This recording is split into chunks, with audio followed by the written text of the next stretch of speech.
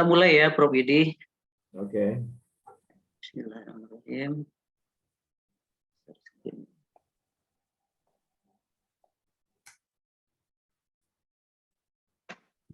Assalamualaikum warahmatullahi wabarakatuh. Assalamualaikum warahmatullahi wabarakatuh. Selamat sore ya, dan salam sejahtera untuk kita semua. Sebelumnya saya ingin mengucapkan terima kasih kepada pertama Prof. Yudi Haryono ya, yang sudah berkenan hadir bersama kita pada hari ini untuk berdiskusi ya dalam kegiatan roundtable discussion yang ditaja oleh Institute for Policy Research Kepulauan Riau atau Inspire Kepulauan Riau. Nah, diskusi ini sendiri kami ambil tajuk yaitu Rusdiah Club, Social Thinkers. Awalnya seperti yang sudah saya sampaikan tadi, Prof, awalnya kita buat dalam format Social Thinkers. Setelah kami diskusikan lebih lanjut, ya kami terinspirasi dengan Rusdiah Club ya. Rusdiah Club ini salah satu perkumpulan cendekiawan Melayu pada akhir abad ke-19 yang membuat wadah Rusdiah Club ini sebagai tempat untuk berdiskusi ya, terutama tentang topik-topik sosial dan kesusastraan. Ini pusatnya di Pulau Penyengat, Prof. Kalau Prof pernah ke Tanjung Pinang, Pulau Penyengat, itu sampai sekarang masih ada situsnya ya. Nah, apa tujuan utama atau main goals dari diskusi ini, yaitu mendiskusikan pemikiran tokoh-tokoh sosial politik ya, termasuk filsuf, tokoh-tokoh ekonomi, budaya dan seterusnya ya, dalam satu diskusi spesifik mengenai pemikiran tokoh itu ya. Jadi kita bicara spesifik ke pemikiran tokoh. Nah, bila nanti sekiranya pembicara tertarik untuk mengeksplorasi pemikiran tokoh itu dalam konteks kekinian ya, tentu itu juga sangat bermanfaat ya bagi kita. Nah, kemudian saya ingin sampaikan sekilas ya tentang kegiatan-kegiatan yang sudah pernah kami lakukan ya. Jadi Inspire ini adalah salah satu lembaga non pemerintah. Tadi Prof Widi tanya ya, Pak, ini bagian dari kampus, ini lembaga independen di luar kampus. Tujuannya itu adalah melakukan riset-riset sosial politik ya, diskusi, diseminasi, kajian-kajian sosial politik kontemporer yang sedang hangat atau menjadi hot issue di tengah masyarakat. Nah, Rusdiah Club ini adalah salah satu dari program kami ya, Bapak Ibu sekalian. Ini adalah kegiatan yang pertama yang kami lakukan dalam platform Rusdiah Club. Dan kebetulan orang pertama yang kita undang adalah Prof Yudi ya. Berarti Prof Yudi adalah pembicara pembuka ya, pembicara pertama dalam Rusdiah Club ini. Nah, kemudian ini program-program yang sudah kami lakukan ya, mungkin bisa dilihat di sini ada beberapa pelatihan yang sudah pernah kita lakukan. Ke depan mungkin kita akan melakukan pelatihan SLR ya Bang ya, nanti akan kita atur waktunya, Systematic Literature Review. Lalu juga ada program penerbitan, kami menerbitkan jurnal ya, Policy and Social Review. Jurnalnya open access, ini bisa dilihat atau dicek di Google Bapak Ibu. Bagi Bapak Ibu yang punya artikel hasil penelitian atau hasil pengabdian bisa disubmit ke jurnal kami ini. Kalau yang penelitian di Policy and Social Review, pengabdian di Alfatina atau Journal Community Services. Nah, ini adalah partner kami sejauh ini ya, belum banyak. Ya, kami masih terbuka dengan pihak-pihak lain yang sekiranya nanti mau bekerja sama dalam pengembangan keilmuan ya, studi-studi atau riset-riset sosial politik. Bisa saja Nusantara Center ya? Iya, termasuk nanti dengan Nusantara Center, bila Prof Yudi berkenan ya membuka ruang untuk kita berkolaborasi, mungkin nanti kita bisa juga bekerja sama ya. Lalu ini juga kami mohon bantuannya untuk like, follow, and subscribe media sosial kami, karena kata siapa itu, filsuf Budi Hardiman itu, aku klik maka aku ada ya. Jadi perkembangan teknologi ini sekarang juga harus kita ikuti Prof ya, karena ini adalah salah satu wadah ya. Nah, kemudian sebelum kita mulai diskusi ya, saya ingin beri pengantar sedikit topik yang ingin kita angkat pada hari ini yaitu pemikiran Amartya Kumar Sen ya.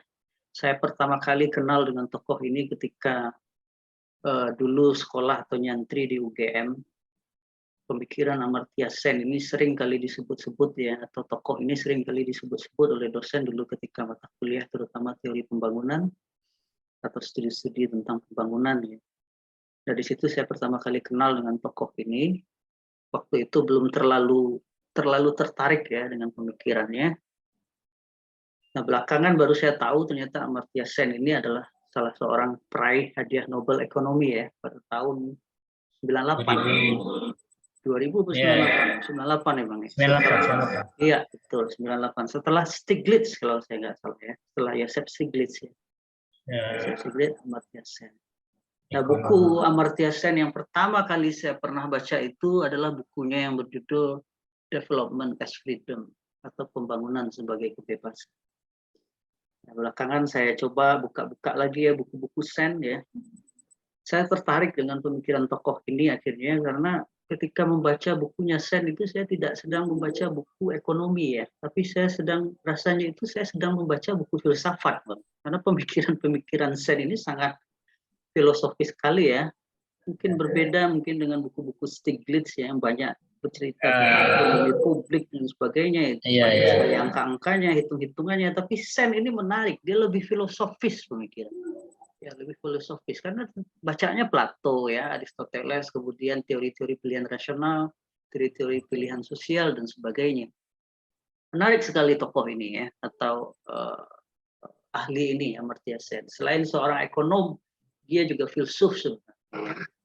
Melihat ekonomi dari perspektif yang lebih abstrak atau lebih filosofis gitu. Nah, akhirnya kerja-kerja Sen ya dihadiahi Nobel Ekonomi pada tahun 98. Perspektif atau pandangannya mengenai ekonomi yang lebih ya kalau saya menilai ya ekonomi yang lebih sosial ya atau ekonomi yang lebih filosofis. Jadi kata Sen, pembangunan itu tidak hanya bicara soal ekonomi makro atau ekonomi mikro, tapi juga terkait dengan bagaimana individu atau orang di dalam negara itu bisa bebas berekspresi, bebas menyatakan pendapat, bebas untuk berdemonstrasi dan sebagainya. Ya. Nah, tesis Sen ini sebenarnya mengcounter ya gagasan atau teorinya Lee Kuan Yew pada waktu itu. Nah, mungkin secara lebih jauh nanti kita mintakan kepada Prof Yudi ya lebih detail atau lebih lebih banyak nanti mengelaborasi pikiran-pikiran dari Amartya Sen ini. Yang pertama mungkin nanti Prof Yudi bisa beri gambaran ke kita ya latar belakang pemikirannya, latar belakang historis atau latar belakang sosiologis kenapa seorang Amartya Sen ini berpikir tentang ekonomi tapi dari aspek yang paling fundamental mengenai ekonomi itu sendiri kalau menurut saya ya. Lalu apa sumbangan-sumbangan dan gagasan Amartya Sen ini mengenai ekonomi, pembangunan, filsafat dan politik ya tentu saja ya karena dia juga mengkaitkan aspek ekonomi itu dengan dimensi-dimensi politik ya, terutama pikiran-pikirannya tentang kebebasan. Nah, mungkin juga nanti kita mintakan kepada Prof Yudi untuk mengeksplorasi ya kontekstualitas pemikiran dari Amartya Sen ini dengan kondisi Indonesia hari ini. Rezim hari ini yang yang sekarang ini sedang tergila-gila ya dengan pembangunan ekonomi ya dengan investasi asing ya infrastruktur dan sebagainya ya bahkan salah satu ahli ya Indonesianis itu ya dalam salah satu jurnal saya lupa jurnal paling bergengsi juga ya itu mengatakan sebenarnya Jokowi ini hanya kelanjutan dari Orde Baru ya sifat pembangunannya masih developmentalism ya dia memberangus kebebasan sipil ya kebebasan berpendapat ya dia memperkuat institusi terutama kepolisian ya institusi kepolisian dia menangkapi ya dia merepresi orang-orang yang berbeda haluan atau pemikiran dengan dia ya atas nama ketertiban atas nama pemberantasan terorisme dan sebagainya ya. Nah, mungkin nanti lebih jauh ini bisa dieksplorasi oleh Prof. Yudi. Nah, tentu saja kita harapkan ya Bapak Ibu semua nanti kalau ada hal-hal yang ditanyakan atau ditanggapi ya bisa kita diskusikan lebih jauh ya di sesi diskusi nantinya. Baik, untuk tidak memperpanjang mukadimah lagi ya, selanjutnya, sebelum kita mulai saya ingin sampaikan sedikit ya biografi singkat dari Prof. Yudi ya. Prof. Yudi nama lahirnya Yudi Haryono ya, dilahirkan di Banyumas 29 Juni tahun 74. Beliau ini adalah lulusan PhD dalam bidang political science ya dari Duke University di Durham, North Carolina ya. Lalu pada 2002 meraih gelar master dari UI, lalu gelar doktorandus atau sarjana diperoleh dari IAIN Wali Songo Semarang atau sekarang UIN ya. Nah, beliau saat ini adalah direktur eksekutif dari Nusantara Center yang ya bergiat dalam bidang sosial politik juga ya Prof ya, wacana-wacana kebangsaan dan seterusnya begitu. Nah, baik, untuk memandu diskusi kita pada sore hari ini ya, saya persilakan kepada Bang Suyito untuk memandu jalannya diskusi kita. Selanjutnya saya serahkan kepada Bang Suyito. Terima kasih. Ya, terima kasih kepada Dr. Wahyu. Doanya segitu kan. Mudah-mudahan tercapai. Amin. Amin.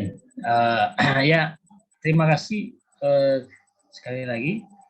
Diskusi hari ini sebetulnya temanya cukup menarik sebetulnya. Apalagi di tengah kegalauan kita misalnya dalam melihat persoalan ekonomi. Nah, apalagi kita melihat Prof. Yudi sangat bernas sekali ya dalam menguliti pemikiran-pemikiran daripada tokoh-tokoh ekonomi politik ya. Beliau ini saya melihat kemahiran dan kapabilitas beliau dalam perspektif ekonomi politik luar biasa gitu. Makanya kami ingin beliau dalam kesempatan ini menjelaskan tentang bagaimana sih pembangunan dan kebebasan itu oleh Amartya Sen ya, peraih Nobel tahun 98 ya. Nabi kaum miskin kata Prof. Yudi. Jadi saya kira panjang penjelasannya kalau kita buka mukadimah ini. Saya kira saya ingin segera persilakanlah kepada Prof. Yudi Haryono ya untuk menjelaskan secara lebih holistik lah tentang pemikiran daripada Amartya Sen, pembangunan dan kebebasan. Monggo Prof. Yudi, saya persilahkan. Terima kasih Pak Tito dan Mas Wahyu serta kawan-kawan semua. Kalian ini khorijul adah. Hari Sabtu orang berolahraga, beristirahat, ke gereja, ke masjid, kalian diskusi. Ini sesuatu yang di luar kewarasan. Dan karena di luar kewarasan, pantas pesertanya 9 orang. Tapi 2 orang sudah jadi pembicara, jadi tinggal 7 orang yang belum. Saya ingin meng-highlight saja pertemuan sore hari ini dengan 4 hal. Pertama, soal kemiskinan, basis bukunya adalah Poverty and Famines. Yang kedua, soal kapabilitas dan kemerdekaan, basis bukunya nanti Development as a Freedom. Yang ketiga, soal indeks kemakmuran, itu nanti basis bukunya Sen, judulnya The Idea of Justice. Dan yang keempat adalah soal relevansinya dengan Indonesia. Kita akan lihat nanti pada bukunya berjudul Reason Before Identity. Jadi teman-teman, membicarakan Sen itu adalah membicarakan Indonesia. Karena itu ia ketika mendapatkan Nobel, mendapatkan hadiah sebagai seorang ekonom dunia, yang Indonesia belum ada satupun orang mendapatkan itu, adalah seperti mendapatkan Indonesianis yang menemukan berbagai ilmu pengetahuan di Indonesia. Jadi kalau Anda cek, beberapa Indonesianis itu mendunia karena menemukan pengetahuan-pengetahuan yang tidak ditemukan di negaranya, tetapi ditemukan di Indonesia. Jadi Indonesia ini bukan hanya kaya dari resource, sumber daya alam dan sumber daya manusia, tapi juga kaya sekali dari model-model ilmu-ilmu dan pengetahuan-pengetahuan, baik sosial maupun politik yang ada di mana-mana. Yang seringkali kita, menurut beberapa orang Indonesia yang berdiaspora menjadi ilmuwan di dunia, gagal memotret secara baik sehingga dibaca sebagai Indonesia. Tentu saja karena banyak ilmuwan kita menulis dalam bahasa Indonesia dan tidak dalam bahasa Inggris, karena ketika menulis ke dalam bahasa Inggris tidak dibaca. Mengapa tidak dibaca? Nah, menulis dalam bahasa Indonesia saja tidak ada yang baca. Saya pernah mengkompilasi pembaca yang membeli buku saya dari 35 orang, dari 35 buku yang saya cetak misalnya, pembacanya itu hanya 3 orang. Jadi memang kita itu defisit pembaca, apalagi produk buku. Pembaca aja kita defisit. Tapi sekali lagi saya ingin mengatakan, membaca Sen sebagai seorang nabi kemiskinan adalah membaca Indonesia. Dalam hal apa? Dalam hal how to manage the poverty. Nah, lebih pas lagi di masa reformasi dan di masa rezim Jokowi. Jadi kalau kita pergi ke Bappenas, kita pergi ke BPS, kita pergi ke Kementerian Menko Ekonomi, Saudara Erlangga, maka Anda sulit sekali menemukan satu roadmap yang serius soal pengentasan kemiskinan. Betul bahwa Pak Jokowi pidato di mana-mana, infrastruktur itu adalah part of teori untuk mengentaskan kemiskinan. Tapi faktanya nanti banyak orang sudah melakukan survei dan riset,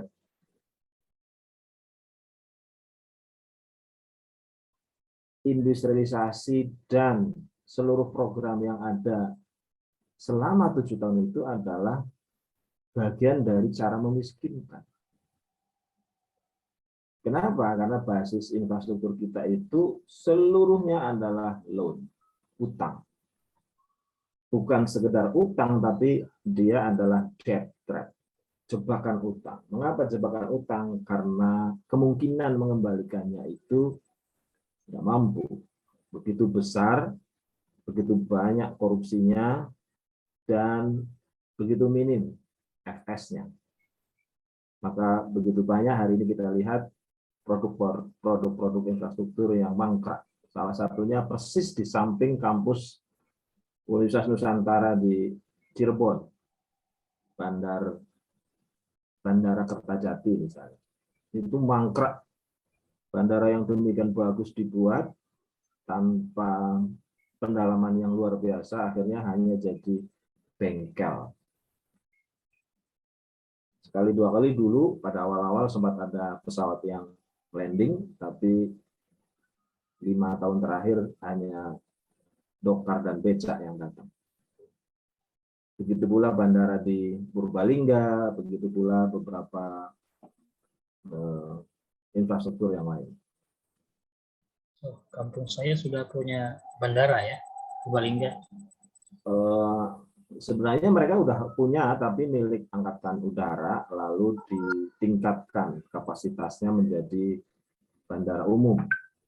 Yang lagi-lagi tidak ada pesawat yang mau turun di situ karena tidak ada penumpang. Itu. Nah, kita kembali. Jadi kemiskinan itu dalam konteks Indonesia banyak ditengarai pada awalnya sebelum Sen menerbitkan buku adalah persoalan mental. Orang Islam menyebutnya persoalan takdir. Kaum beragama menyebutnya sebagai persoalan alamiah. Ada satu dua ilmuwan, ada satu dua cendekiawan muslim, ada satu dua ilmuwan seperti Hatta yang menyebut bahwa persoalan kemiskinan di kita adalah persoalan struktural. Dan mereka yang mengatakan itu biasanya adalah masuk dalam kategori all men all season in the economic man. Seorang ekonom dari background apapun yang bisa disebut sebagai ekonom karena ia beriman pada teori strukturalisme. Apa inti teori strukturalisme itu adalah mengatakan kemiskinanmu, kemiskinanku, kemiskinan yang kita idap itu karena perbuatan struktur dan penjajahan dari orang lain. Jadi kalau orang tiba-tiba memilih jadi tukang becak, kerja keras dari siang sampai malam tetap miskin, itu bukan karena takdirnya, tapi karena memang struktur yang membuat ia tidak mampu mengakses pekerjaan-pekerjaan lain atau tidak mampu mengakses negara supaya menempatkan ia walaupun memilih jadi tukang becak sejahtera. Nah, jangankan mikirin tukang becak, negaramu itu Pak Tito mikiri yang lain pun kagak. Yang sekarang muncul dan mengharu biru adalah SDM, selamatkan diri masing-masing. Belum selesai bekerja udah jadi capres, belum selesai bekerja udah pingin 3 periode, belum selesai bekerja sudah mengemis kemana-mana, belum selesai bekerja kayak opung itu kerjanya nggak tahu kemana. Jadi ada persoalan-persoalan etik di dalam ketidakmampuan negara yang diatur oleh pemerintah, pemerintah yang diisi oleh agensi, yang agensi itu ternyata ideologinya itu beyond Pancasila yang disebut dengan SDM, selamatkan diri masing-masing. Jadi membaca poverty di dalam pikiran Sen itu sebenarnya membaca Indonesia. Orang cerdas, orang struktural, ekonom waras, mengambil kesimpulan secara diametral dengan siapapun untuk mengatakan bahwa Jokowi kere, Yudi Haryono kere, Suito kere, teman-teman peserta diskusi pada sore hari kere, itu karena satu saja, kejahatan struktural. Baik struktural internal negara Indonesia maupun suprastruktur karena kejahatan struktur-struktur dari negara lain. Dan itu selama 75 tahun tidak tak terselesaikan di Indonesia. Sempat mengecil ketika Habibie menjadi presiden karena dia berhasil menaklukkan dolar. Anda harus tahu bahwa dolar itu adalah bagian dari alat perang untuk memastikan negara lain miskin. Dan yang bisa melakukan perlawanan itu hanya Habibie karena dari 16.000 dia tekan bisa menjadi 6.000. Hari ini Anda harus menikmati 15.300 dan akan naik terus karena itu adalah bagian dari cara negara lain memiskinkan kita dan seluruh agensi kita di dalam pemerintahan yang menyangga negara itu tidak mampu melawannya, alih-alih tidak mampu dia menjadi bagian integral dari penikmat alat-alat penjajah itu yang disebut dengan dolar. Bagaimana cara mengeceknya? Gampang. Anda temui Habibie, Anda temui Jokowi, Anda temui para menteri, di dompetnya itu nggak ada rupiah. Kalau Anda menikah, undang mereka, maka hadiah yang akan mereka berikan di dalam amplop-amplopnya pasti dolar. Itu artinya pejabat kita tidak pernah menghargai rupiah yang kita punya. Hidupnya saja sudah pakai dolar, bagaimana bisa rupiah mau bertalenta, bagaimana rupiah bisa kuat, bagaimana rupiah bisa berdaulat di negerinya sendiri. Lawong pejabatnya menggunakan dolar dalam hidupnya. Itu cek yang paling sederhana. Jadi sekali lagi saya ingin mengatakan bahwa pemikiran Sen mengagregasi bahwa cara menyelesaikan kemiskinan Indonesia itu bullshit kalau menggunakan pendekatan kultural. Bullshit kalau menggunakan pendekatan-pendekatan di luar struktural. Satu-satunya cara dan paling ampuh menurut dia, dan kemudian saya yakini adalah pendekatan struktural. Pendekatan struktural artinya agensi pemerintahan itu menjadi avant-garde, menjadi tulang punggung utama. Kalau dalam sepak bola ia menjadi Messi. Kalau dalam sepak bola ia menjadi Ronaldo. Kalau dalam sepak bola, kalau dalam tinju dia menjadi Mike Tyson dan seterusnya dan seterusnya. Soal kultural berupa doa, dogma, agama, tradisi itu belakangan saja.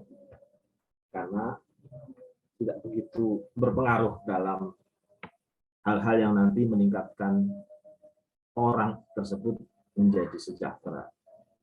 Jadi fase kelima dalam Pancasila itu keadilan sosial bagi seluruh rakyat Indonesia itu hanya bisa ditempuh dengan menggunakan struktur politik di pasal keempat yang disebut dengan kerakyatan yang dipimpin oleh hikmah kebijaksanaan dalam permusyawaratan perwakilan. Artinya pemimpin kita itu harus pemimpin yang hikmah, wakil dari kaum tercerdaskan. Jadi kalau Anda ingin terjadinya keadilan sosial secara struktural, tetapi struktural Anda dipimpin oleh orang yang tidak punya hikmah, tidak jelas sekolahnya, tidak punya ide, tidak punya buku, berarti nggak nyambung antara ide dan mimpi keadilan dan kesejahteraan itu dengan struktur sosial politiknya. Dan itulah yang terjadi, kita diinvasi lewat amandemen berkali-kali itu, 4 kali kalau tidak salah, untuk menghasilkan pemimpin yang famous tetapi tidak memiliki kapabilitas. Karena itu rekomendasi kedua menurut Sen, kalau kalian sudah meyakini bahwa persoalan kemiskinan itu hanya bisa diselesaikan dengan cara-cara struktural, maka Anda harus berubah pemahaman lama soal kemerdekaan itu menjadi kemerdekaan baru. Banyak orang berpikir bahwa kemerdekaan masa lalu adalah kemerdekaan dari. Orang tidak pernah berpikir kemerdekaan untuk. Selalu saja kemerdekaan dari kolonialisme. Lalu dibuatlah jembatan emas berupa proklamasi. Tapi pasca proklamasi, orang lalu balik pada diskursus before proclaim. Kamu dari mana, kamu partainya apa, kamu ilmunya apa, dan seterusnya, sehingga gagal merumuskan konsensus bersama untuk melakukan apa. Orde Baru ingin mengikis persoalan-persoalan elementer itu dengan menghadirkan garis-garis besar haluan negara. Dan relatif berhasil dari sisi indeks, karena itu diinvasi dan dibuang. Lalu struktur politiknya dirubah menjadi tidak jelas seperti hari ini. Jadi Sen menawarkan ilmuwan menarik diri dari seluruh kekacauan dan kekreditan pengetahuan proklamasi dari untuk menjadi proklamasi untuk. Dan kalau kita agak serius, pemikiran Sen soal ini itu mirip seperti pemikiran Tan Malaka dan Sudirman ketika mereka bersekutu membangun persatuan perjuangan. Tan itu ditanya oleh wartawan, kenapa Anda menjadi oposan dari parlemen yang dibangun oleh Soekarno-Hatta? Jawabannya menarik sekali. Tan mengatakan bahwa kabinet dan kepemimpinan Soekarno-Hatta itu kabinet merdeka dari. Sementara pikiran saya dan Sudirman itu merdeka untuk. Kalau merdeka dari sudah selesai. Karena kolonialisme telah dikalahkan baik karena bom yang dilakukan oleh Amerika dan sekutu terhadap Jepang, maupun karena berhasil kita usir di dalam perang di KMB 1, KMB 2. Karena itu, untuk menyatukan gugus partikulatif dari sekian banyak orang yang selama ini bicara soal kedirian, identitas, kesukuan, kebodohan, agama, dan seterusnya, harus dipersatukan dalam kemerdekaan untuk apa nih? Jelas dalam teks lagu ini saya adalah untuk menjadi Indonesia Raya. Jadi kalau kita mau agak teliti membaca semiologi dari lagu Indonesia Raya, kemerdekaan dari itu namanya kemerdekaan Indonesia. Kemerdekaan untuk adalah kemerdekaan Indonesia Raya. Bagaimana kita mau menjadi raya kalau kita sibuk tentang Indonesia saja? Karena itu, kata Tan Malaka, waktu ditanya, adalah dengan cara meningkatkan Indonesia menjadi Indonesia Raya. Dan untuk menjadi Indonesia Raya, kita harus melakukan satu pemahaman kemerdekaan 100%. Jadi kemerdekaan dari itu namanya kemerdekaan 50%, kemerdekaan untuk adalah kemerdekaan 50%, kalau itu dikerjakan, dua-duanya menjadi kemerdekaan 100%.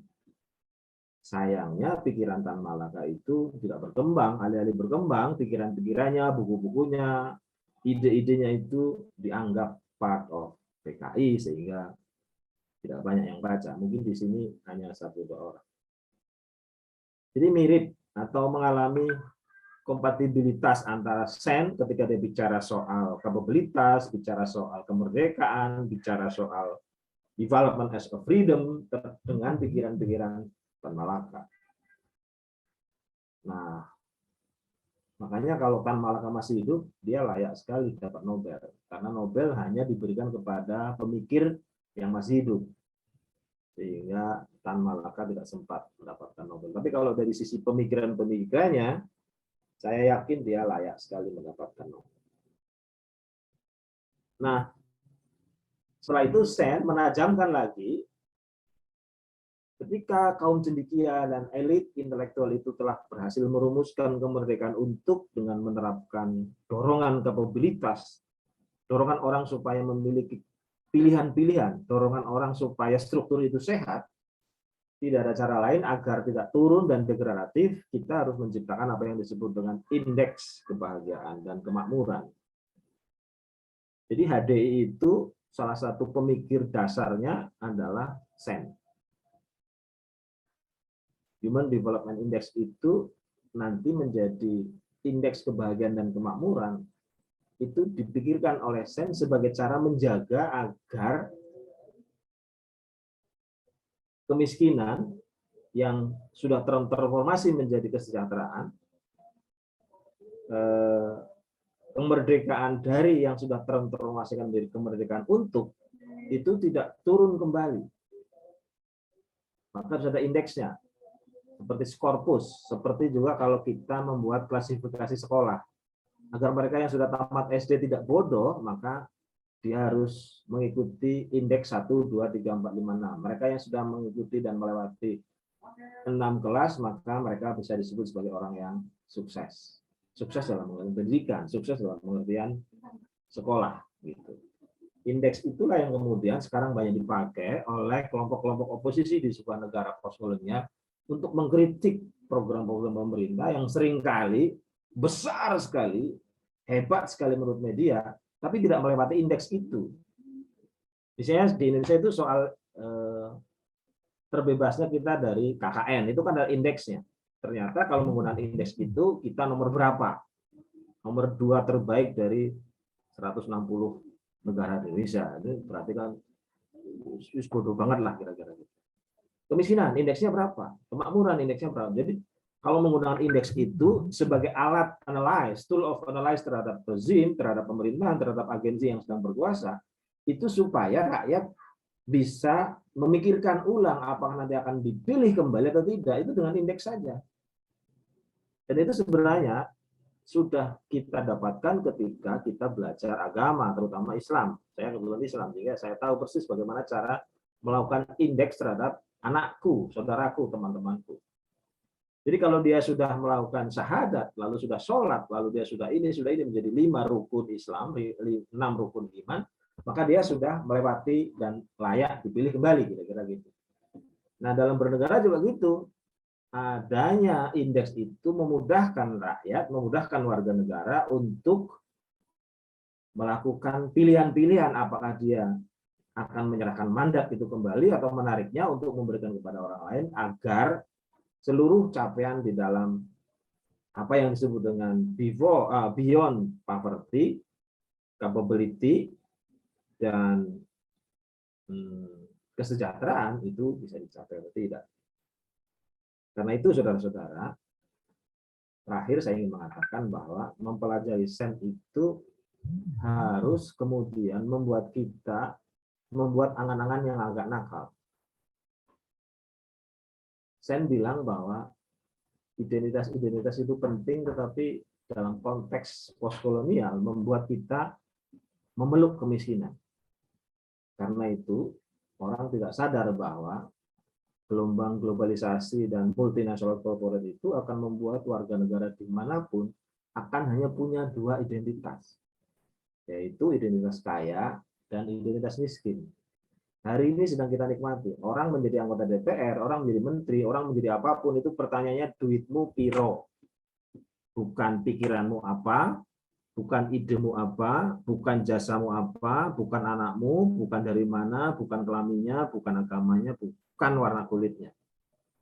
Mau jadi rektor sekarang pertanyaan bukan berapa korpus yang telah ia lewati, berapa jurnal yang telah ia tulis, tidak. Bahkan di jantung pesantren pun sekarang kiai-kiai itu tidak ditanya apakah sudah hafal Imriti maupun Alfiyah. Tapi pertanyaannya itu merujuk pada dua identitas yang nanti akan menjadi identitas tunggal di masa depan. Kaya, orang miskin. Anda nyalon bupati, pertanyaan pertama dari seluruh partai, dari seluruh konstituen adalah berapa duit yang kau punya. Nah, karena itu kata Sen, cara terbaik untuk memutus seluruh diskursus jahiliyah soal berapa uang itu adalah kita sebagai cendekiawan, apapun alasannya, apapun latar belakangnya, apapun agama dan pengetahuannya, memastikan kampanye terus-menerus soal kapabilitas, soal beyond poverty, soal indeks keberhasilan, indeks kebahagiaan, indeks kemakmuran, dimanapun dan apapun, agar soal-soal yang berkaitan dengan identitas masa depan yang mengerikan itu tidak menjadi nyata. Gagal di situ, maka orang seperti Suwito yang telah menulis sekian banyak jurnal, sekian banyak tulisan, tidak mungkin jadi rektor, apalagi bupati. Gagal di situ, gagallah saya menjadi Menteri Keuangan, karena memang orang tidak bertanya apa pikiran Yudi, tapi berapa duit yang Yudi punya. Itu pengantar dari saya, mohon maaf, saya kembalikan ke Pak Ito. Thank you. Sangat menarik sekali ya, Prof. Ulasannya. Dari penjelasan tadi memang sangat struktural ya, tadi dijelaskan ada agensi, ada struktural. Saya teringat dengan pemikiran Gideon juga itu sebetulnya. Apakah seperti itu misalnya kan? Pertanyaan kritis juga pada Prof ini. Apakah antara struktur sama agensi itu dia saling memperlemah atau saling memperkuat di dalam proses itu? Kalau dari perspektif Sen seperti apa misalnya gitu. Nah kemudian liberal banget gitu kalau begitu hari ini kita ini. Padahal kita punya filosofis Grundslag lah gitu ya, Pancasila sangat betul-betul sangat menaungi betul kalau gitu kan. Nah, bagaimana sebetulnya kalau kita kaitkan juga dengan Sen kembali misalnya. Ini pertanyaan pembuka dari saya juga sebenarnya. Apa dijawab langsung atau mungkin ada pertanyaan yang lain mungkin kawan-kawan? Saya persilakan. Halo. Halo. Ya, silakan Pak. Ya, dengar ya? Ya, dengar Pak. Selamat siang, Pak Yudi. Siang. Saya melihat dari Amartya Sen ini, kalau pemikiran dari hasilnya di buku ini agak berbeda dengan proses perjalanan hidup si Sen. Sehingga kalau saya melihat dari perjalanan hidup si Sen ini, dia bahkan bahwa manusia itu tidak hanya membutuhkan kebebasan positif, tetapi kebebasan negatif juga diperlukan. Sehingga pada takaran struktur tadi, seperti Pak Yudi mengatakan bahwasanya banyak struktur-struktur kita ini tidak melakukan sebagaimana mestinya dari pembangunan itu. Nah, jadi Kalau pemikiran Sisen itu saya melihat ada pembangunan itu berlawanan dengan manusia, pembangunan itu berlawanan dengan manusia, tapi pembangunan tinggi otomatis mendempleng bisa mengkolonialisasi manusia. Manusia yang tinggi dia bisa mengkolonisasi dari pembangunan ini. Oh, gitu. Jadi bagaimana menurut pandangan Pak Yudi, misalnya Anda setuju, Pak Yudi setuju nggak kalau seandainya ini kan baru keluar di berita, saya kemarin ada berita di Kompas bahwasanya hakim sudah mengabulkan pernikahan beda agama, dan menurut saya itu pembangunan dari aspek manusianya. Gimana pendapat dari Pak Yudi? Monggo silakan Pak Yudi. Kita diskusi Pak Yudi ya. Ya. Silakan Prof. Ini Pak Dani ini ngajar mata kuliah teori pembangunan di Umbrah. Oh, gitu, Pak Dani ya. Oh iya. Di kalangan orang Umbrah beliau ini dibilang liberal. Liberal. Nah, tapi sebenarnya kita yang dalam Zoom ini semua liberal sekarang. Nah. Ya. Silakan. Ya, saya kalau diletakkan dalam konteks gender itu saya beyond gender sebenarnya. Beyond gender itu artinya agensi yang tidak terlalu risau kepada apa kelaminmu. Jadi ada perempuan kawin dengan pohon pisang, saya tidak ribut. Ada perempuan kawin dengan perempuan, saya tidak peduli. Ada perkawinan antara perempuan dan laki-laki, biasa saja. Karena seks bagi saya, kelamin bagi saya itu tidak terlalu penting dalam konteks publik. Seks itu soal private. Publik itu soal nalar. Soal perbuatan kita dengan orang lain yang bukan diri saya. Jadi ketika Indonesia dulu sebagian ulama sibuk sekali mengharamkan Megawati sebagai calon presiden karena dia perempuan, lalu wartawan Gatra bertanya ke saya untuk mewakili suara para Madinah, saya bilang bahwa saya termasuk orang yang tidak akan bertanya apa kelamin imam yang memimpin saya sholat. Karena sholatku itu tidak ada urusannya dengan kelamin pemimpin imam sholat. Sholatku adalah sholat ketundukan saya kepada Tuhan. Jadi saya tidak pernah akan meminta imam sholat saya itu untuk membuka sarungnya agar saya tahu persis apakah dia berkelamin perempuan, apakah dia berkelamin laki-laki. Jadi maksudnya apa, kata wartawan waktu itu? Maksud saya tidak akan masuk dalam diskursus apakah agama saya, keimanan saya, Islam saya itu mengharamkan saudari Megawati menjadi capres atau tidak. Karena kami di para Madinah itu mengembangkan satu diskursus beyond seks. Kita melewati tradisi-tradisi orang tidak boleh karena laki-laki, orang tidak boleh karena perempuan, orang tidak boleh karena banci, orang tidak boleh karena operasi kelamin, dan seterusnya. Itu hal-hal yang buat saya nggak menarik untuk didiskusikan. Sebab yang paling menarik adalah apapun kelaminnya, dia mau melakukan apa dan bagaimana ia melakukan itu serta attitude-nya. Jadi main itu penting, tapi jauh lebih penting adalah writing dan perbuatannya. Tapi writing dan perbuatannya itu juga tidak terlalu penting karena jauh lebih penting adalah perbuatannya.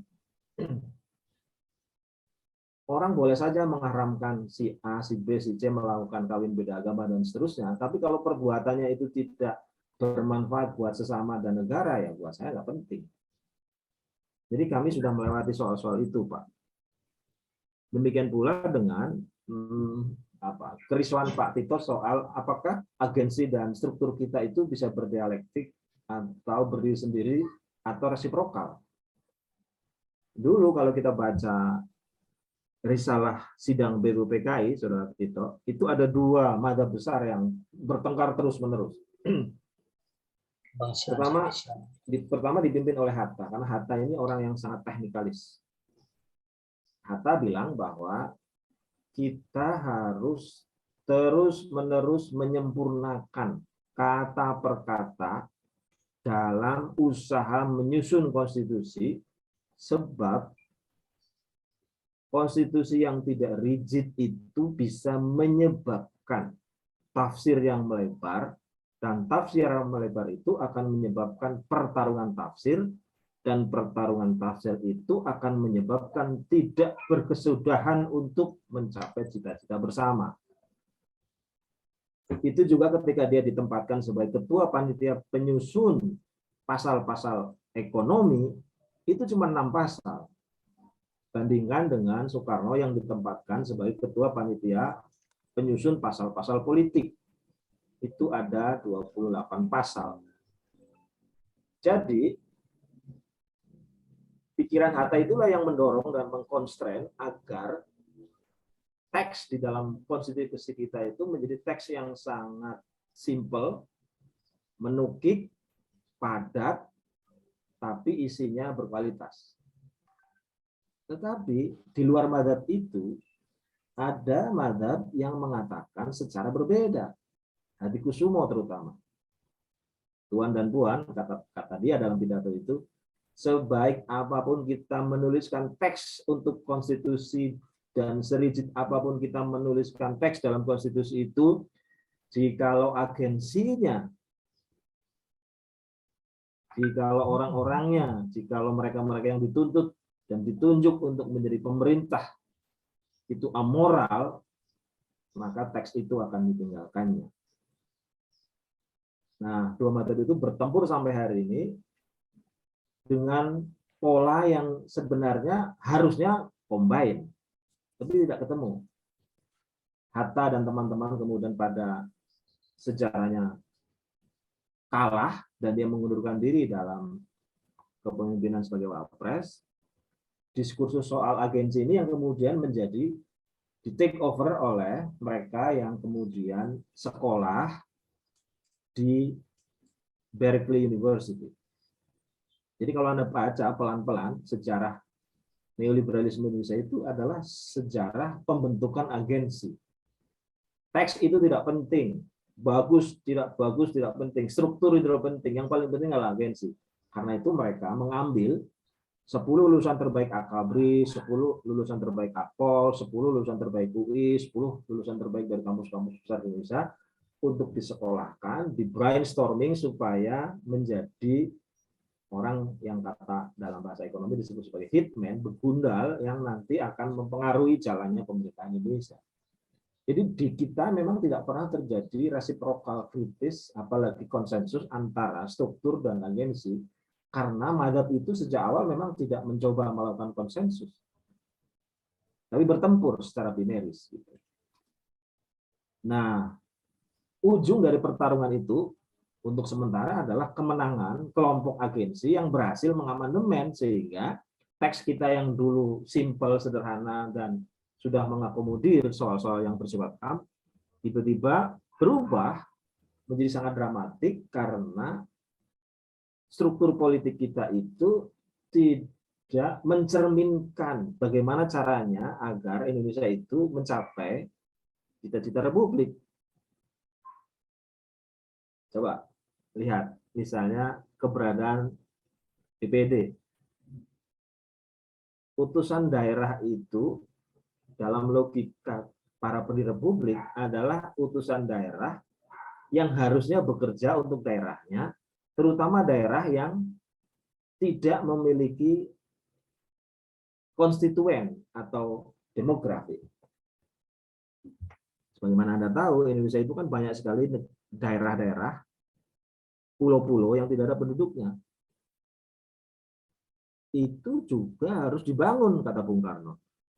Lalu siapa yang bertanggung jawab membangun daerah-daerah itu? Kenapa kalau nggak dibangun akan diambil alih oleh Malaysia, oleh negara tetangga? Adalah mereka yang disebut sebagai utusan daerah. Jadi beyond demografi, tapi berbasis teritori. Hari ini DPD kita itu persis seperti mereka yang mewakili partai politik, dipilih oleh konstituen yang demografis. Dia mewakili Jawa Tengah, dia mewakili provinsi tertentu, sehingga dia tidak memikirkan daerah-daerah, pulau-pulau yang tidak ada penduduknya, karena dia berbasis pada pemilih.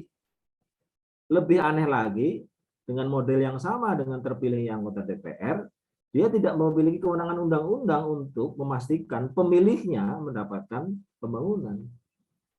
Sebab DPD kita tidak punya kewenangan untuk ikut serta dalam menentukan undang-undang. Jadi struktur politik kita itu, Pak Ito, adalah struktur politik yang tidak berkompromi, berdialektik, dan berkonsensus dengan agensi yang ada. Dia berdiri sendiri, tidak nyambung dengan banyak hal, sehingga akhirnya kacau balau. Nah, saya tidak tahu bagaimana cara mengakhiri soal-soal itu, tapi itulah yang hari ini terjadi, karena berbagai peristiwa terjadi dikarenakan tidak bertemunya gagasan agensi dan struktur di dalam mengembangkan Indonesia. Itu komentar saya, Pak Ito. Baik, terima kasih Prof. Yudi ya. Izin Prof juga serta semuanya ya, saya gantikan Bang Tito karena beliau izin sebentar sholat asar ya. Menarik sekali ya tadi yang disampaikan Pak Yudi ya. Mungkin ada elaborasi ya, silakan Pak Dani, silakan. Persoalannya Pak Yudi, struktur kita kan yang bermasalah.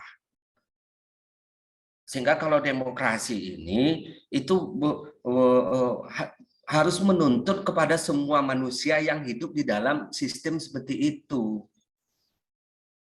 Nah, memang akhir dari pemikiran Sisen ini dia lebih condong ke etis. Tapi sebelum mencapai itu, maka itu jadinya harus banyak trial dan error dalam melakukan dalam kebijakan. Saya gini, saya menganggap baru semenjak pandemi ini Jokowi itu baru benar-benar bekerja. Dengan dia membuka memperketeli satu persatu, dia sosialisasi, dia sampaikan kepada masyarakat, kita akan resesi, ini ada COVID, dan itu sudah membuka selebarnya. Sebelumnya kan tidak terjadi. Banyak yang jangan, kalau dulu dipersepsikan banyak orang yang muslim, yang bermunafik. Nah sekarang menurut saya yang paling fatal itu adalah posisi struktural politik yang bermunafik. Nah, saya melihat itu, tadi Pak Yudi nggak mau memperdebatkan itu, tapi menurut saya itu memang harus mesti diperdebatkan. Karena banyaknya kemunafikan dari struktur politik ini yang sebenarnya kalau saya sebut itu tidak lengkap dalam pembangunan manusia mereka sendiri itu. Makanya itu dari pemikiran Sisen itu saya tarik, manusia itu tidak membutuhkan kebebasan, tidak harus kebebasan positif, kebebasan negatif juga dibutuhkan. Sehingga baru bisa mencapai kepada manusia yang sebenarnya. Saya pengen mendalam lagi ya sebenarnya, ya bagaimana perjalanan. Nah waktu itu, nih kalau sekarang ini pengadilan loh yang mengabulkan nikah beda agama, saya juga nggak peduli juga saya Pak Yudi, tetapi sampai sekarang ini tidak ada keberanian struktur itu. Bahkan jabatan-jabatan ini cenderung ngambil posisi aman saja. Kan ini yang menjadi persoalannya.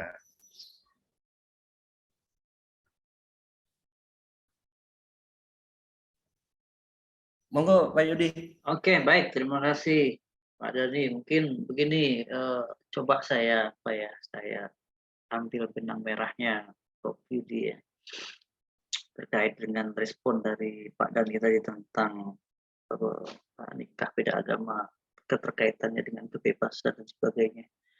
Apakah memang Amartya Sen ini salah satu tesis yang dia kembangkan itu juga terkait dengan kebebasan dalam ranah private yang kemudian ada korelasinya dengan kesejahteraan mungkin, Prof, ya.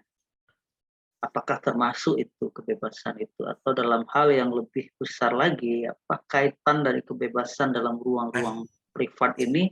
Saya mengatakan asumsi ya Pak Wahyu ya. Ini asumsi ya. Bahkan kalau memang benar 2023 itu adalah akan terjadi resesi, maka kebijakan yang seperti nikah agama dan segala macam menurut saya instrumen sosial dalam mengobati resesi ekonomi. Ya. Ya, sebagaimana tesisnya Sen ya, harusnya di negara demokratis yang di situ ada kebebasan berpendapat, kebebasan pers, berserikat, berkumpul dan seterusnya, harusnya negara itu maju ya, sejahtera dan sebagainya ya. Karena pers yang bebas, masyarakat yang bebas itu bisa mengontrol pengambilan kebijakan ekonomi. Nah, apakah Sen juga dalam tesisnya atau pikirannya juga mungkin mengkaitkan antara kebebasan yang mungkin lebih private ya, itu ada kaitannya dengan struktur ekonomi secara lebih luas. Mungkin itu, Prof, bisa langsung ditanggapi. Sejauh yang saya baca di seluruh jurnal dan buku-bukunya, itu dia tetap pada posisi ekonomi strukturalis. Dan dalam ekonomi strukturalis itu persoalan private tidak menjadi instrumen penting. Jadi itu tipikal pemikir anti neoliberal, anti kolonial sebenarnya. Makanya orang kayak Bung Karno itu misalnya sebagai ekonom struktural, lepas dia tidak bergelar sarjana ekonomi, tidak pernah memasukkan instrumen-instrumen partikular dalam pikiran-pikirannya. Itu juga yang ditangkap oleh kelompok feminis. Soekarno ini nggak pernah ngomong soal perempuan, pembangkitan perempuan ini panjang, walaupun dia sempat ngomong soal Sarinah. Tetapi Sarinah itu hanya bagian dari pengasuh dia yang memerdekakan dia, kira-kira gitu. Begitu pula kalau kita membaca Hatta, begitu pula kalau kita baca Tan Malaka, begitu pula kalau kita baca pemikir-pemikir para pendiri republik. Itu khas pemikir-pemikir ekonom struktural. Kita miskin karena kita dijajah, karena itu yang kita lawan adalah struktur penjajahan, kira-kira gitu. Sehingga hal-hal yang bersifat instrumental menurut mereka, termasuk menurut saya, itu tidak dimasukkan sebagai hal-hal penting, apalagi solusi terhadap resesi yang akan terjadi. Kebetulan 2 tahun yang lalu saya meluncurkan buku berjudul Protokol Krisis. Dalam struktur protokol krisis dalam buku itu juga tidak pernah memasukkan solusi-solusi yang bersifat periferal, bahwa salah satu cara menghadapi krisis adalah dengan membolehkan A dengan B, atau dengan mengatakan A ke C, atau dengan merubah dogma dalam agama A atau B. Enggak di situ. Jadi protokol krisis yang saya munculkan adalah protokol krisis persis sebagai seorang anti struktural dalam pengertian struktur yang selama ini dominan. Jadi selalu bicara as a state. Jadi seluruh kerangka pikiran Amartya menurut saya adalah pemikiran yang diletakkan dalam konteks sebagai negarawan. Bukan dalam konteks sebagai individu, yang individu itu kadang-kadang melihat persoalan ketidakmerdekaan seseorang atau persoalan kemerdekaan negatif seseorang itu sebenarnya bagian penting juga dari kemerdekaan. Mungkin ada partikel-partikel itu, tapi karena saya tidak melihatnya sebagai sesuatu yang penting, sehingga isu-isu itu tidak sempat kami tanggapi. Kira-kira gitu, Mas Wahyu. Terima kasih, Prof. Yudi. Barangkali kalau ada yang lain silakan. Ya, kita sampai jam berapa ini, Mas Wahyu? Ya, sampai secukupnya, Pak Al ya. Ini baru mulai. Ya, saya menyimak dari awal ya. Saya menyimak diskusi ini dari awal, walaupun di awal tadi mungkin barangkali saya ingin memperkenalkan diri. Assalamualaikum Pak Yudi. Ya, saya koleganya Bang Wahyu nih, sama koleganya Bang Dani Setiawan. Jadi saya mungkin barangkali ingin mencoba nimbrung ya diskusi tentang Amartya Sen ini. Nah, di awal saya sempat kaget ya, diskusi ini agak sedikit hiperbola ya, diksi yang digunakan di awal. Saya menganggap berlebihan kita memandang pemikiran Amartya Sen. Padahal tadi di dalam konten yang disampaikan Pak Yudi, saya sempat tergelitik ya, merespon sejatinya Indonesia itu punya cita rasa sendiri gitu. Maka ada tokoh-tokoh yang lahir, katakanlah ada Tan Malaka ya, ada ya pemikiran sampai yang keren hari ini adalah yang saya masih pegang itu pemikirannya Kyi Kian Gi ya. Jadi sebenarnya yang terjadi di Indonesia, kalau kita flashback dengan pendekatan Amartya Sen, walaupun diksi yang digunakan oleh Pak Yudi tadi kata-katanya bullshit ya, saya mungkin lebih mensmoothkan kata-kata itu mungkin impossible ya. Jadi hampir sinonim dengan bullshit. Kalau bullshit menurut saya terlalu keras, terlalu radikal ya. Mungkin kita terlalu lama ya menikmati proses berangkat dari menuju untuk itu, terlalu lama kontemplasinya ya.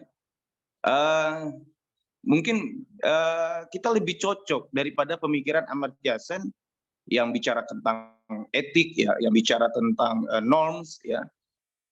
Sejatinya kita punya cara, cuman kita lebih nyaman dengan cara kita untuk memunggungi kepragmatismean yang ada di nilai-nilai para pelaku, katakanlah para agensi ya, dan para katakanlah subordinatnya ya, untuk membangun kebangsaan kita pada hari ini. Kalau kita korelasikan, nah mungkin menjadi sebuah sintesa saja dalam diskusi sore hari ini, bagaimana ya kita jauh lebih berani membongkar entitas nilai-nilai yang kita pernah muncul sebagai sebuah kritik yang membangun untuk Indonesia jauh lebih baik ke depan.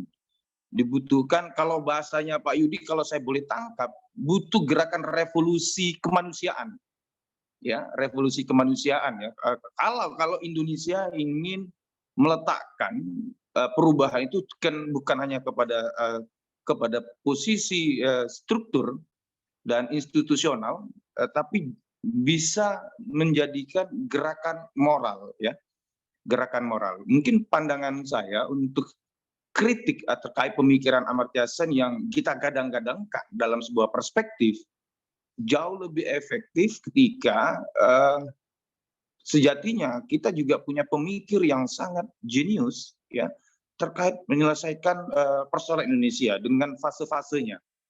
Mulai fase secara radikal yang ditawarkan oleh pemikiran Tan Malaka, lalu ada pemikiran dari Sumitro ya, lalu ada pemikiran dari sampai kepada mungkin barangkali ekonom hari ini ya, ada Kyi Kian Gi, ada Faisal Bisri dan lain-lain sebagainya. Cuman hari ini semua itu sudah dilucuti Pak Yudi. Ya, sudah dilucuti oleh otoritarian baru ala Jokowi ya. Kalau saudara Dani mengatakan hari ini kesadaran kebangsaan oleh Jokowi setelah memasuki fase pandemi COVID baru sadar perlu dilakukan ya terobosan atau breakthrough terkait how to make beyond to Indonesia. Jadi bagaimana melampaui Indonesia masa lalu, masa sekarang, dan masa depan. Nah ini mungkin barangkali yang harus di-create oleh kita sebagai anak bangsa untuk memproposisikan nilai yang harus menjadi trigger dari pergerakan Indonesia yang maju. Dan ya persoalan privat mungkin bisa disentuh sedikit ya.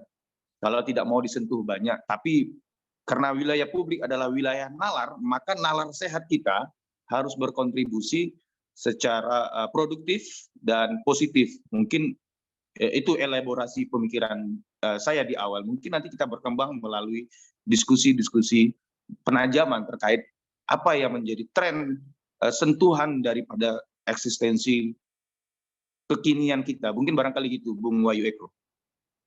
Baik, terima kasih Pak Alfiandri. Ya, silakan Pak Yudi. Monggo ditanggapi, tadi ada respon dari Pak Al ya.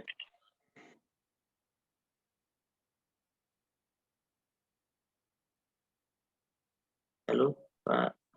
Oh iya. Ya. Saya ini menyampaikan apa yang saya tahu soal Amartya Sen saja, bahwa pengetahuan saya tidak terlalu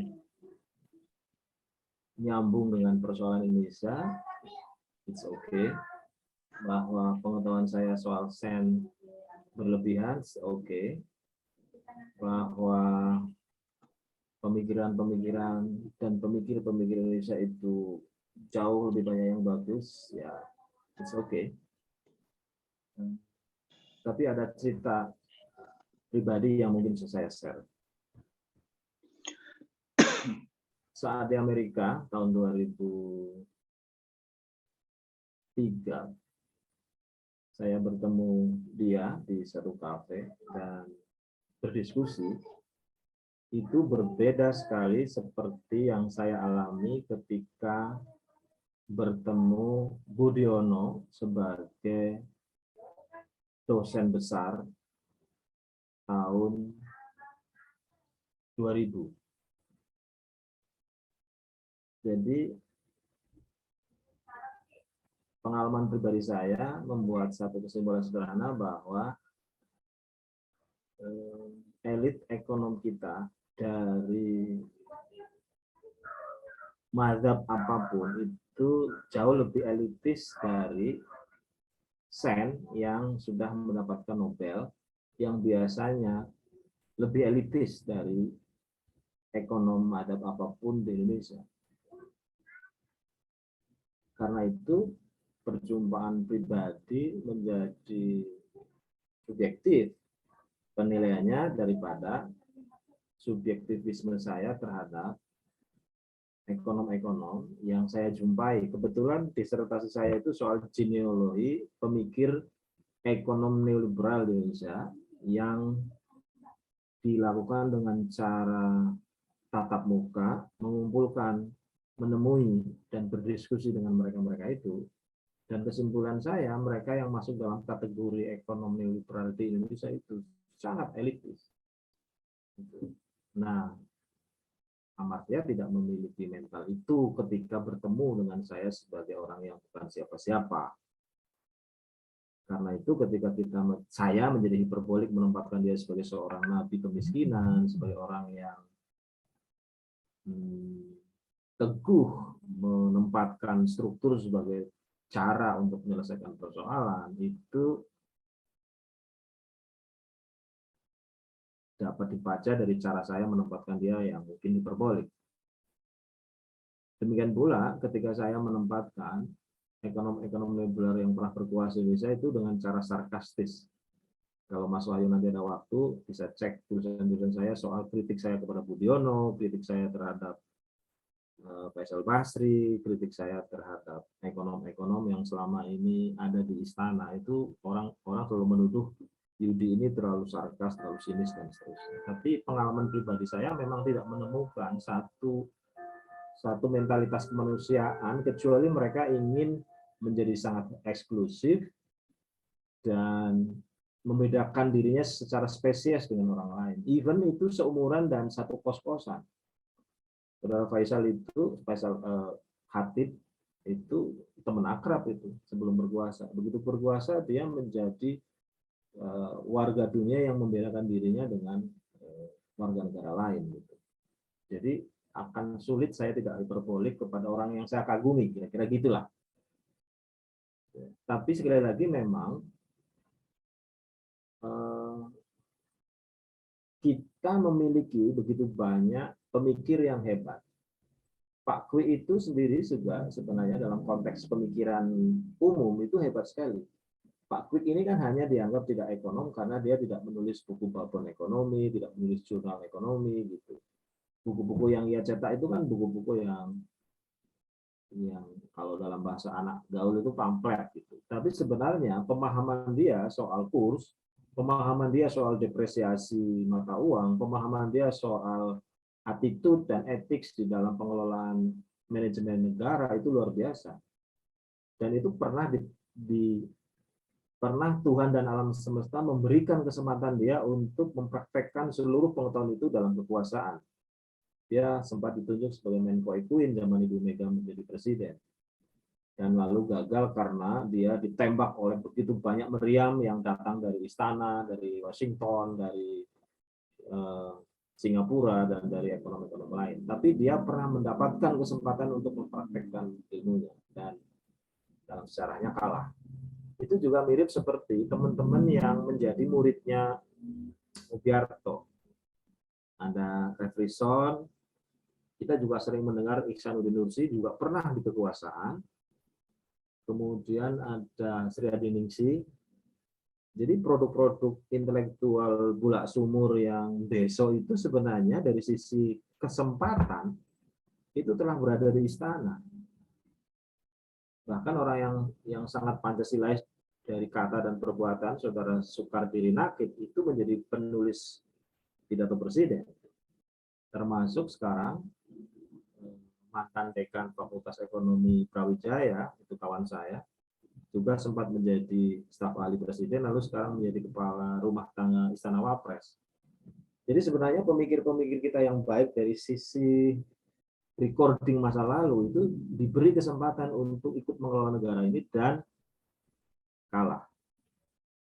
Saya tidak tahu kenapa, karena saya belum pernah mendapatkan kesempatan untuk itu. Mungkin kalau sudah dapat kesempatan dan kalah, saya bisa menjelaskan. Tapi ketika mereka saya gugat sebagai seorang teman, Anda di kekuasaan dan Anda sekarang sangat berkuasa, kenapa Anda tidak bisa menerjemahkan pikiran-pikiran hebat seperti yang dulu Kwik Kian Gi punya dan Kwik Kian Gi kalah dalam pertempuran itu? Mereka selalu mengatakan, ya yang nggak jawab dengan jujur, ya nggak jawab dengan jelas, pokoknya ya gitu. Tapi sebagai sebuah pemikiran, sebagai seorang agensi yang punya rekam jejak, sebenarnya teruji. Siapa sih yang nggak kenal Refrison dalam konteks pengertian ekonomi kerakyatan? Siapa sih yang nggak kenal si A, si B, si C gitu? Nah itu memang problem kita. Makanya diskursus agensi itu kadang-kadang penting, tapi dalam konteks keindonesiaan mereka dilumat oleh struktur lokal, struktur nasional, struktur internasional, sehingga indeks kita sebagai sebuah negara dari sisi manapun itu menjijikkan dan memalukan, apapun yang dilakukan oleh Pak Jokowi itu. Itu komentar saya, Pak Wahyu. Terima kasih. Selanjutnya barangkali mungkin dari rekan-rekan yang lain ya. Ya, mungkin sedikit tambahan, Bang Wahyu ya. Silakan. Ya, saya sepakat. Artinya Pak Yudi sudah mengakomodir kritik saya terkait butuh sentuhan yang serius ya dengan beberapa nama-nama yang coba saya lemparkan sebagai sebuah bola isu. Akan tetapi mungkin barangkali yang perlu kita pikirkan juga adalah sempalan apa yang kuat ya, selain mungkin barangkali revolusi kemanusiaan di Indonesia yang berani dengan rezim yang penuh dengan oligarki yang hari ini sangat menentukan langkah-langkah masa depan Indonesia hari ini dan masa depan. Mungkin barangkali itu karena kalau kawan-kawan sudah masuk zona kekuasaan, mereka tidak bisa lepas dari zona kepentingan. Nah, zona konflik of interest inilah yang akhirnya membutakan mata ilmu pengetahuan dari teman-teman Pak Yudi yang luar biasa menjadi biasa-biasa saja gitu.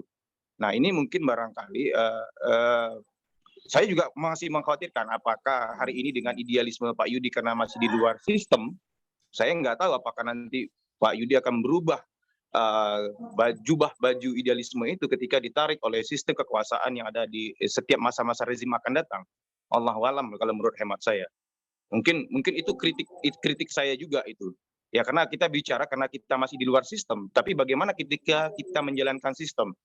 Nah, ini juga mungkin barangkali Amartya Sen yang menjadi pemikiran mazhabnya Pak Yudi akan sejalan ketika ada di dalam koridor ruang gerak permainan sistem institusional dan sistem formalistik dari apa yang kita diskusikan dari tadi. Mungkin itu tambahan saya, Bung Wahyu Eko atau Bung Suyito. Ya.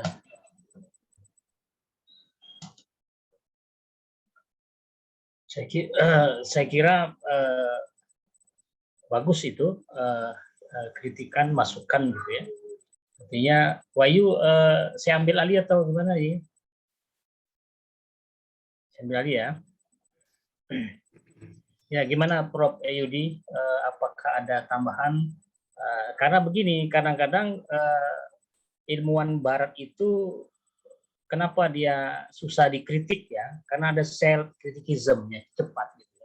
Kalau kita ini kadang-kadang memang self criticism-nya kupingnya agak tipis gitu ya. Nah, jadi bagus sebetulnya tadi supaya ilmuwan-ilmuwan kita ini yang dalam tanda petik yang masuk di dalam koridor kekuasaan itu jangan sampai jadi dengan bahasa tanda petik lah, jangan menjadi orang-orang yang biasa-biasa saja kata si Alfiandi tadi. Gimana nih Prof. Yudi? Ya, saya tentu saja terima kasih atas masukan Mas Alvin ya. Dan itu memang pertanyaan saya sejak sebelum sekolah S1. Sebelum sekolah S1, saya punya teman akrab yang kemudian menjadi, bukan teman sih, guru lah ya, yang kemudian menjadi salah satu menteri zaman Pak Harto, Menteri Koperasi. Nah, sebelum dia menjadi menteri itu, terminologi dan kata-katanya sangat pro rakyat. Begitu jadi menteri, dan menteri itu sesuai betul dengan kapasitas dia sebagai seorang pemikir ekonomi kerakyaan, tapi yang ia lakukan itu membela konglomerasi karena dia menjalankan programnya Tommy Soeharto, kira-kira gitu. Jadi sebelum kuliah pun pertanyaan itu muncul terus dalam benak saya. Apa sebab ilmuwan kita begitu mendapatkan jabatan publik itu tidak membela ilmunya, apalagi membela warga negara.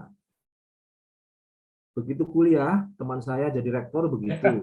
Iya juga betul. Begitu aktif di ICMI, begitu aktif di KAHMI, begitu. Jadi pertanyaan itu kemudian kemarin terulang ketika saya diundang untuk mengisi Sesko AD di Bandung. Saya tanya sama para jenderal di sana. Bangsa Indonesia sebagai sebuah negara mengalokasikan bertriliun-triliun rupiah untuk membiayai kalian sekolah dari masuk sampai mati. Bukan sampai lulus, sampai mati kita memberi uang kepada para jenderal itu. Jadi tidak boleh berpikir apapun karena kita sudah menyediakan uang yang cukup. Tidak boleh berpikir dimanapun karena kami memberi pekerjaan dimanapun sepanjang Indonesia masih ada. Dan di dalam sekolah-sekolah yang kalian lakukan, kalian itu didoktrin untuk Sabta Marga, Pancasila, dan seterusnya. Juga mengundang orang kayak saya yang kalian anggap mengerti soal Pancasila. Tetapi mengapa 99% begitu lulus dari Akabri, Anda menjadi centengnya Cina? Itu saya tanyakan dalam sekolah yang sangat elit, tertutup, dan saya buka di mana-mana. Karena saya rekam. Dan tidak ada yang bisa menjawab. Tiba-tiba Pak Fabri sekarang mengangkat saudara pemilik MNC menjadi anggota kehormatan. Tiba-tiba alumni marinir mengangkat Cina penjahat jadi bapak angkat, dan seterusnya dan seterusnya. Tiba-tiba orang untuk menjadi jenderal harus datang ke Pemiwinata, dan seterusnya dan seterusnya. Jadi Pak Tito dan Pak Wahyu, pertanyaan itu sejak tahun 91 sampai sekarang itu belum terjawab. Mengapa terjadi pengkhianatan intelektual yang luar biasa, dan saya melihat dengan mata kepala sendiri peristiwa-peristiwa itu secara telanjang di depan mata. Jadi kalau ada orang pergi ke Amerika kayak saya lalu menjadi agensi neoliberal, wajar dong saya nyari duit sendiri. Wajar saya bukan satu korps sendirian sekolah di sana yang dari Indonesia. Menjadi pertanyaan berat adalah ketika bertanya kepada alumni-alumni Akpol. Itu di Indonesia temannya banyak, di doktrin Tribarta. Di sana banyak patung-patung para pendiri republik. Tapi kenapa tiba-tiba menjadi sangat jahat? Orang nonton bola saja dibunuh.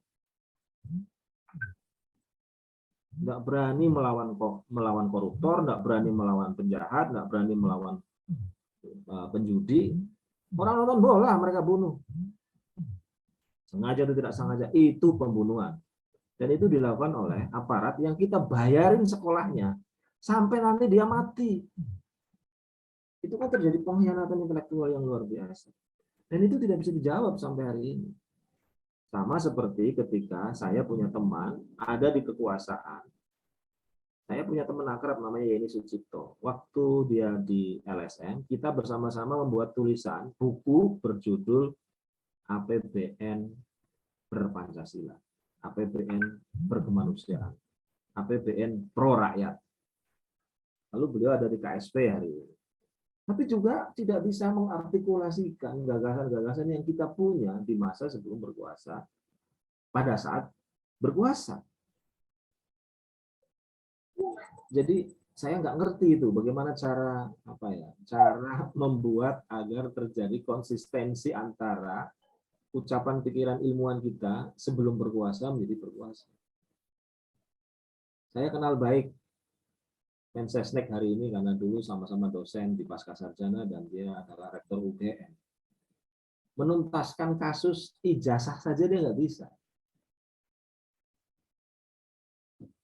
Coba gimana itu? Itu kan very simple, tapi nggak bisa. Nah, karena itu maka mungkin ini lagi-lagi mungkin dunia tidak akan selamanya seperti yang kita mau. Tapi kita tidak boleh menyerah terhadap dunia yang bergerak melawan apa yang kita mau.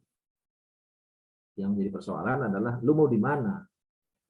Saya kebetulan memilih untuk meletakkan diri sebagai sarjana yang menganggap problem bangsa kita adalah problem struktural pemikiran dan agensi. Karena itu yang saya lakukan adalah melawan itu semua dengan seluruh yang saya punya. Jadi kalau orang lain menjadi penguasa lalu lupa siapa musuhnya, mungkin karena dulu ketika dia beraktivitas itu tidak mencoba meletakkan dirinya di mana secara tepat. Itu juga yang terjadi pada kolega saya ketika ditunjuk menjadi kepala BPIP, Saudara Yudi Latif. Itu kan saya sangat dekat. Karena tidak sempat melakukan pemetaan siapa musuhnya dan siapa dirinya, begitu di sana dia bingung sendiri, saking bingungnya dia mundur. Itu mirip guru saya namanya Pak Suyito. Ditempatkan sebagai ilmuwan di PDIP, bingung dia, siapa musuhnya, siapa temannya. Stres sendiri akhirnya mundur. Ini katanya partai marhen kok isinya duit terus gitu, bingung sendiri karena memang ketika dia sebelum diberi kesadaran kekuasaan sosial itu Pak Prof Yudi itu kawan kita sudah mengalami kesadaran sosial. jadi mungkin ya, maksudnya mungkin kita memang karena belum jelas posisinya sehingga ketika ditarik ke posisi yang lain itu limbo gitu.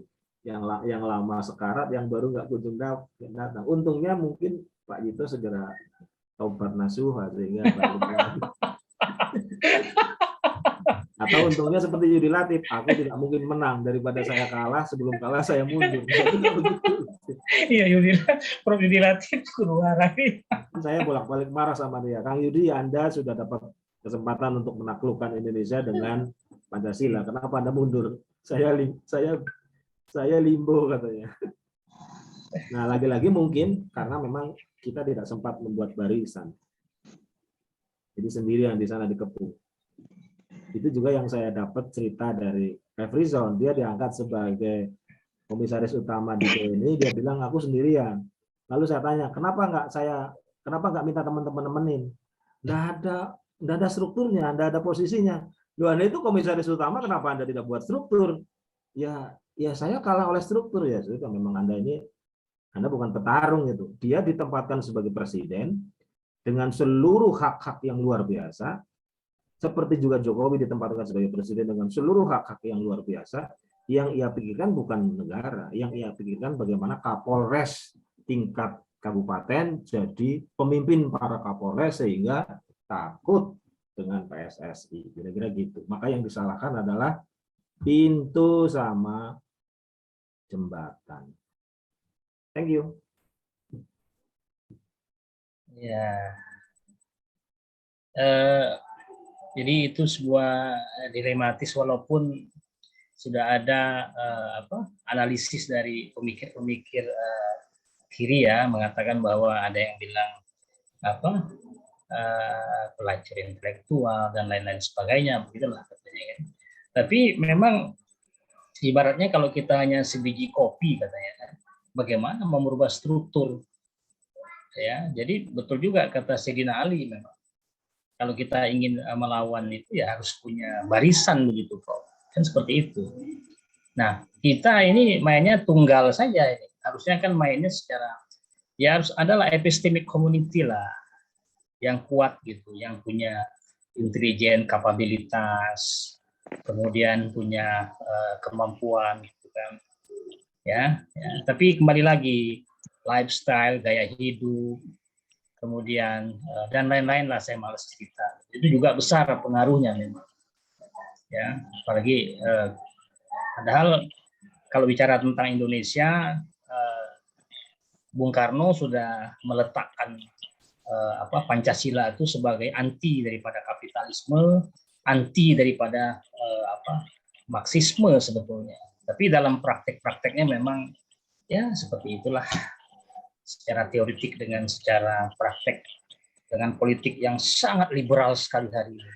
Tapi Bung Vito tidak traumatik kan? Oh tidak. Yang saya khawatirkan Prof Yudi ada indikasi trauma pemikiran dari teman-teman generasi muda untuk memikirkan apa yang kita diskusikan pada siang sampai sore hari ini.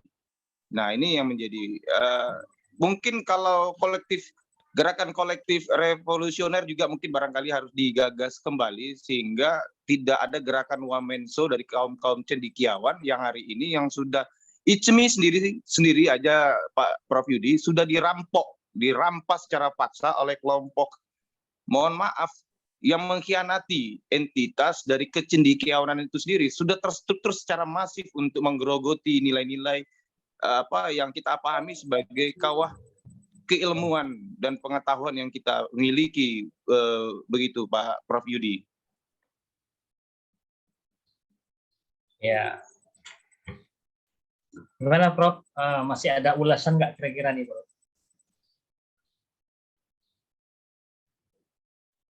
Saya kira enggak ada, karena saya melihatmu menjadi sangat menderita sampai copot giginya satu itu saya lihat.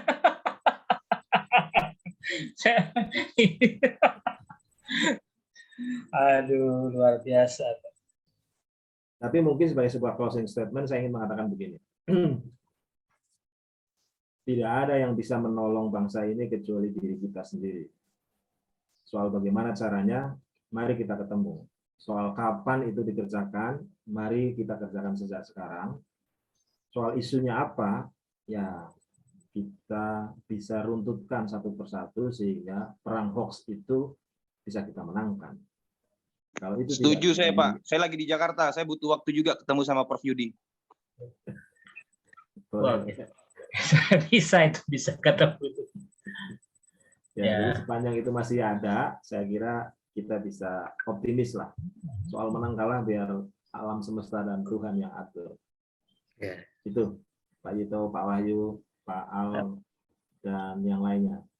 Saya mohon maaf dan terima kasih atas kesempatannya untuk ngobrol sama teman-teman semua.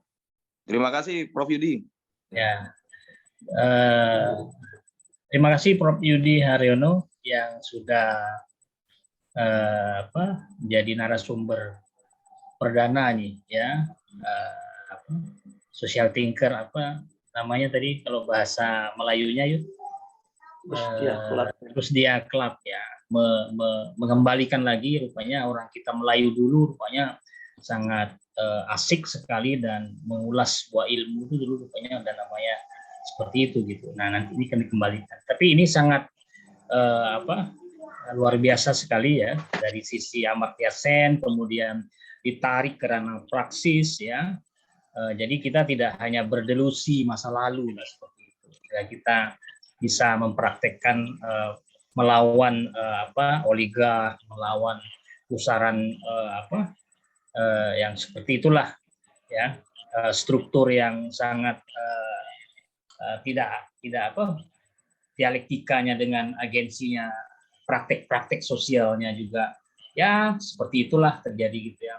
Kita tetap di dalam koridor Pancasila gitu kan, tapi dalam praktek politik ekonominya, fundamental ekonominya, fundamental religionnya, liberal di bawahnya, neoliberal. Jadi memang kadang kita seperti sistem yang nggak karu-karuan begitu kan. Ya, tapi inilah kita sebagai bangsa yang sangat besar, kita juga ilmuwan, ya di tangan ilmuwan inilah sebagai proyek masa depan bagaimana nanti menata masa depan Indonesia. Sekali lagi terima kasih kepada Prof. Yudi yang telah waktu di Inspire Kepri, kawan-kawan, Eko, yang lain, Alfiandri juga terima kasih, sangat atraktif sekali.